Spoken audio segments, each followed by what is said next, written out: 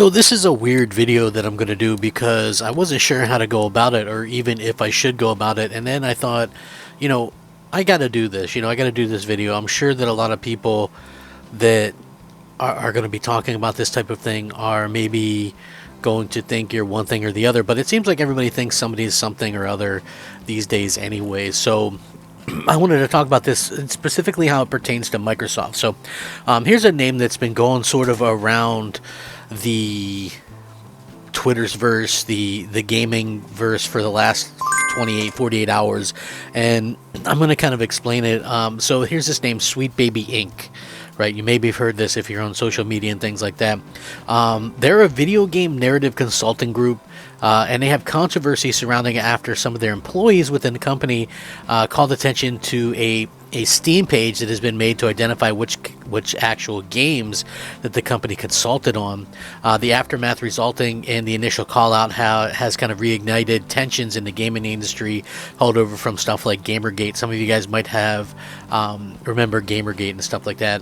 But anyway, so the Steam user, right, uploaded a Steam group page called Sweet Baby Inc. detected, meaning that any game that was proven to have hired Sweet Baby Inc. to consult would be added to the list, talking about the company and the games in a negative kind of way. This was picked up on Sweet Baby Inc. employee Chris Kindred, who posted on their X page or Twitter a little bit later, calling out the page, claiming it's a breach of code of conduct. So they're trying to get this curated page kind of closed down. It says Chris Kindred, who works at Sweet Baby Inc., says the Steam curated harassment group Sweet Baby Inc. Detected is led by this person. He's then trying to be slick so they don't get reported. Even with the discriminatory language filed off, the group itself still fails the code of conduct. Please report this group and report the creator since he likes his account so much. So anyway, the call out of Sweet Baby Inc. wasn't the first time. Earlier in the month, in February of this year, Sweet Baby Inc. found itself under fire in regards to the Suicide Squad game, which angered a lot of fans of the Arkhamverse games, which Kill the Justice League takes place in. The anger was actually kind of found its way back to Sweet Baby Inc. with many content creators signaling them out and kind of claiming that the game made in collaboration with the company are doomed or worse because they've been without it. The sentiment kind of echoed, and like a lot of this stuff is kind of going on and on and on.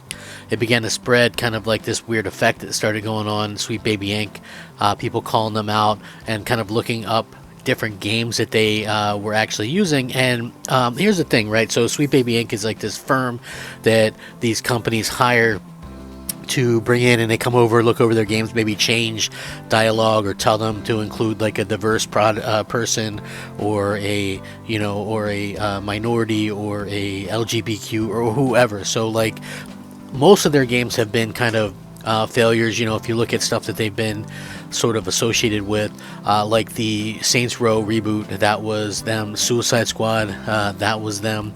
But you look at some of the people basically that are part of this, like this person, his name is, or their name is Felix at Home, and he has various tweets and things like going back saying, "Pay me to shoot down your white male lead game ideas.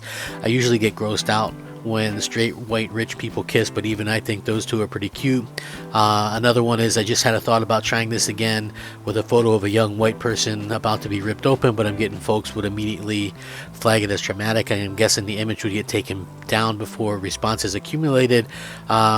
And this one, last but not least, had a nightmare that I was a white male gamer. So anyway, their whole thing is they push this sort of agenda. But here's the thing, right? Like, people have no problem with natural characters, diverse characters, things that don't seem forced. Let developers kind of push and let developers do their own thing without having to kind of force an agenda on people. Like, I'll never understand the idea behind that. It's like, when we look at stuff like what Disney is doing right now, part of the big reason that Disney is sort of failing is they're kind of pushing agendas rather than just doing, and they've admitted this. They're like, we were getting political instead of just doing this or whatever. But you look at some of the games that Sweet Baby Inc. has been a part of, and it's like Forspoken, the Saints Row reboot.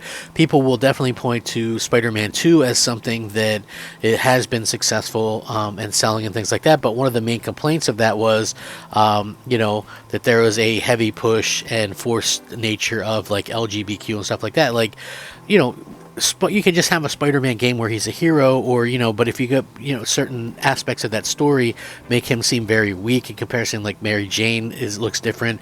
Rumor has it their part of Sweet Baby Inc. has something to do with the new Fable reboot.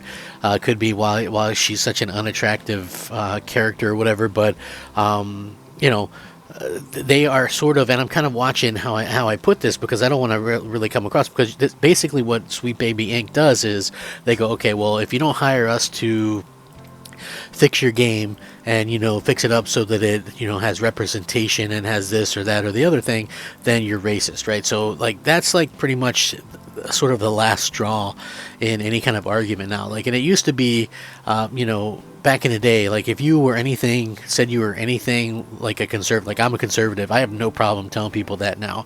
But if I would have said that 5 years ago, people would have hated on me and said that I was this, that, or the other thing, and they'll probably still say it again. I don't know, my channel's not big enough to have really anybody that cares, but you have this company that is entrenched in what Microsoft is doing, right? Like Microsoft is, and people go, oh, well, woke, what's woke? What does that mean to you or whatever? Like, to me, like when you race swap characters, when you force sort of things into it that maybe the creators don't really want to do in the first place, but they go, okay, well, maybe we should do this or whatever. Like, since when is it bad to be a white person or a white gamer or a straight person or a straight gamer? Like, I don't understand why this should be sort of an issue in the long run, into the gaming world. The fact that people are curating this group and they're trying to, if what they were doing was so great, then why would they have a problem with people curating the games that they've worked on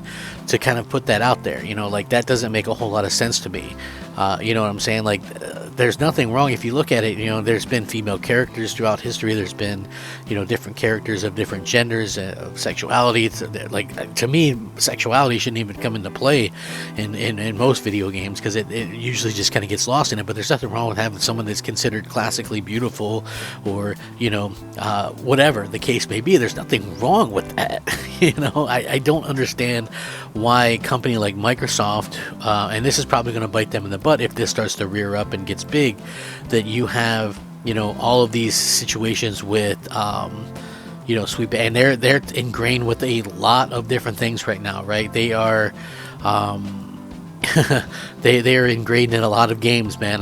Like, this does not look good to me personally. Microsoft looks like they're kind of bringing this in there. Like, it seems like it's really kind of a situation where you have this company now and they're kind of destroying gaming, and then they're saying, well, we're not destroying gaming as you are because you're racist, because we didn't buy into their games where they think everything's toxic masculinity. By the way, you don't have to be you could be any race. And basically they think that if you're a man, that you are, that's toxic masculinity to a lot of these folks. So really they're kind of attacking anybody that's that's a gamer. Like, I don't understand why this kind of stuff happens, but it is really unfortunate, and it looks like Microsoft has a lot of ties in with this, South of Midnight, Indiana Jones, all these games. So I don't know.